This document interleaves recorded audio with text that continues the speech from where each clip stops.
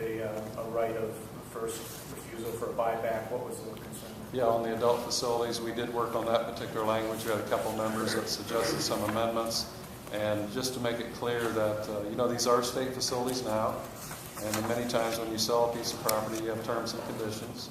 And we wanted the state to be able to have the first right of refusal should whoever receives those facilities, purchases those facilities now, decide they're no longer interested.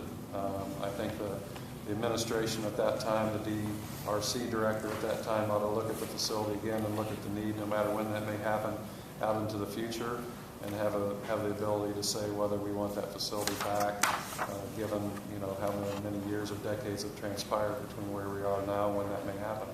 What did you decide to do about the CAT as it pertains to the casino revenue? We have not dealt with the CAT issue. We have left the House provision in the substitute bill. I'm encouraged that there are conversations currently ongoing between the administration and the casino operators, and we're hopeful that that will bear some fruit here in the very near future.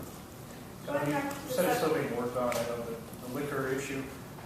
Is your expectation that the $1.2 billion price tag will likely stay the same or likely go up? At this point, I would anticipate that the price would stay at $1.2 billion. Going back to the $17 bonus for schools, you said that would amount to $30 million. Is that over the biennium, and does that consider current report card ratings? The $30 million that is the total of the $17 per pupil is over the biennium, and that will be for the next school year. So it will be based on performance in the next school year.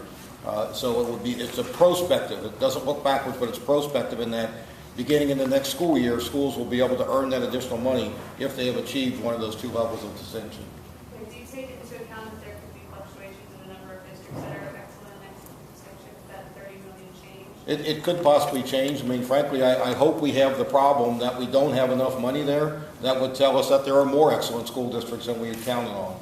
I think currently there are somewhere around 80 or 85 school districts. I'd love if there were 150. The out-of-state tuition thing, if someone comes in from out-of-state, you waive the tuition if they get a job and stay here for a certain amount of time. Does it go the other way? If someone's in-state and they go to an in-state school and pay in-state tuition and then accept a job out-of-state, do they have to pay it back or anything? No, at this point, the provision that was included in the bill only tries to attract those students back. Most of whom will have had, they had roots in Ohio at one point. We're trying to attract them back. How long does So that it's not going to. Well, I think the proposal right now is that they would stay 5 years. And part of the theory there is, if you've come back and you've reestablished roots and you're here 4 or 5 years, you're more likely to stay rather than pick up and move off someplace else. Did you make any changes in the language as it pertains to drilling for oil and gas or timbering? We did not in this bill. I think it's our expectation that the work that's been done in the House in cooperation with, and Chairman Height is here from the Senate, who has been working closely with Chairman Hall and the sponsor, that would be handled as separate legislation or be folded into the budget at some point, and that possibly would happen in conference committee, but it would consist mainly of the work that's being done now separately through the hearings that have gone on in the House. And that would take precedent over the language that's currently in the budget? That is the goal, yes. On the charter school language, we're talking about the new schools, and 80% of the ones they sponsor are in the top 95%. Do you have any sense of how many sponsors that are actually would fall into that? Yeah, I don't have the exact number, but I can tell you the principle is we wanted to make sure that anyone who was starting a new school had a track record of being, a very good or excellent provider. So that's why the language was included, to stress again the overall theme that we're going for excellence, whether it's in teachers, whether it's in school districts, whether it's in charter schools, we're going for excellence. You mentioned the performance pay for teachers are having through Senator High, given that that is ongoing. Does that change the risk of the top agreements that might be out there? Or is there any concern that if that doesn't get repealed that you have to later deal with that?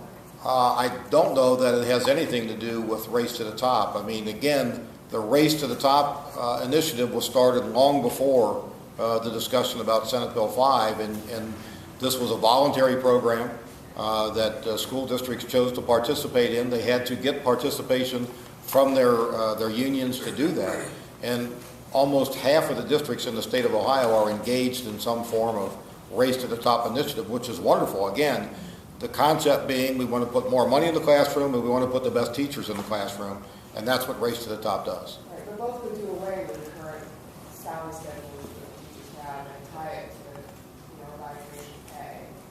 Well, they're two separate issues. I mean, Race to the Top, again, are voluntary initiatives that districts have entered into as a means of ensuring that they get quality teachers in the classroom.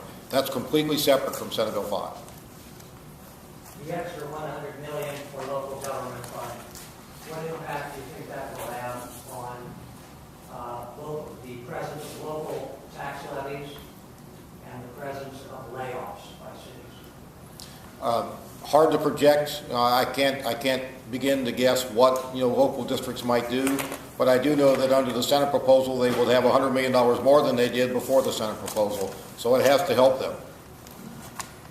Why exempt the sale and exchange of uranium from the cap?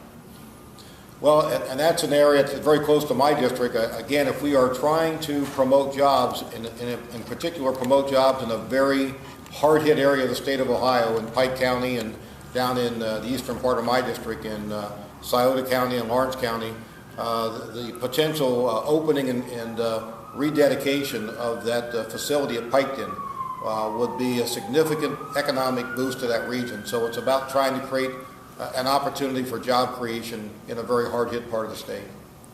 You mentioned the language that would require legislative approval and oversight of any kind of turnpike lease, but you're removing the Legislative Oversight Commission or Committee for P3 projects under ODOT. Why the different approaches there? Yeah, I think the administration made a very significant argument in that area, and that if you look at the number of states across the country that have legislative oversight over P3 projects, you're looking in the neighborhood, first off, about 35 plus states that have P3 enabling language. Those that have legislative oversight committees, I believe, is about 4 or 5, and those happen to be the states that aren't doing any P3 projects. So I think it's pretty clear, and particularly Director Ray made a significant argument that the legislature needs to give the ability to do P3 like we did in the transportation budget, and legislative oversight after that is not helpful. In fact, is probably a hindrance to actually doing P3 projects. So I think he made a very good argument, and that's why we decided to deal with that way. Were there any changes to the prevailing wage thresholds? There are no changes to the prevailing wage thresholds. I have personally been working with interested parties on this issue and do expect that we will have language for the omnibus, but we do not have anything for the substitute bill. Lower threshold, presumably? Or? We're continuing to have conversations on all the aspects of prevailing wage. So do you keep the House version where they're raising the floor from 78,000 to 3.5 million? Or? Well, for the substitute version of the bill, yes, it would maintain the House version, but we expect there to be changes to that as we continue our conversations, but that will not happen until the omnibus. Is the estate tax repeal still in the budget? The estate tax repeal is just as it was passed in the House. You expect that to stay that way through conference? Well, I'm sure as many items will come up, it could very well come up for discussion in conference, but at this point it's as it was in the House-passed version of the bill. Any changes for funding in for local mental health boards? Yeah, we did hear that argument that they made in committee, obviously, and I think I learned a little bit more about the background. I think the governor was very committed to funding in mental health, and that was obvious. And I think the dollars perhaps maybe didn't track that. The local boards pointed out to us. So we did work with Director Keene and the Director of Mental Health to find some additional dollars. We're putting another $3.5 million a year into the local boards in the mental health area of the budget. On the tax expenditure review committee, Did you put in the language that they suggested specifically on who should be appointed, how many members from each House and Senate and governor? Or? Yes, we did incorporate the language. We found that when the three groups that proposed that in committee, being perhaps maybe some of the most disparate groups when they come to their general tendencies, when they all come together with a recommendation, we looked very favorably on that and did include the language that they proposed. They did also propose to outright eliminate a handful of them off the bat. Why not? If their recommendation was that compelling, why not go with them on that as well? Well, I think there again, part of it is, they came into the process relatively late. We appreciate the work that they've done, but we need some time as legislators to review these proposals as well, because for every tax expenditure, there was a reason that some legislature did that, and we need to understand what those reasons were. Are they still valid, and how do we move forward? So that's the purpose of the study. Could you give some specifics on the Consumers Council funding? You said a partial restoration. So what's their budget going to? What is it now? What's it going to go to? If they were in line for a 51% cut, I think. Yeah, we had several different proposals from members on that, and I think the most important thing there is that we dealt with the language, removed the so-called gag order language that many people began referring to over the last 3 weeks. We basically simply restored that to language that said the Consumer Council must advocate for the energy policy. It's a policy of the legislature and the administration in the state. And as far as the funding levels, we have nearly everything proposed, from total restoration to restoration at levels that the PUCO was at in terms of their budget. Ultimately settled on restoration to the levels that the director recommended in her testimony when she was in committee, which is that if we're going to these certain levels, then she needs to have dollars in the first year in order to be able to make a transition. So that's essentially. So what's the bottom line? I think the request that she talked about was somewhere around the $5.5 million in the first year and the 4.1 in the second year.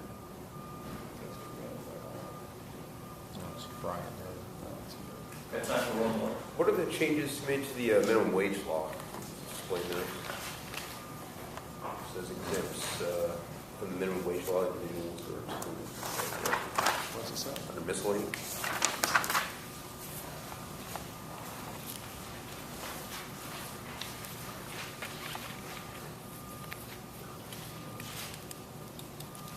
I think this provision basically was a proposal by a member to get some parity between Ohio's minimum wage law and the federal minimum wage law. So I think that apparently there is a disparity between what Ohio considers a person who is eligible for minimum wage versus what the federal government does, and so there was an effort to harmonize those and put us in sync with the federal government for the definition of what constitutes a minimum wage job. Does that essentially reduce the number of people considered eligible? I'm not sure what the impact is. I have to go back and look. So. Thank you all.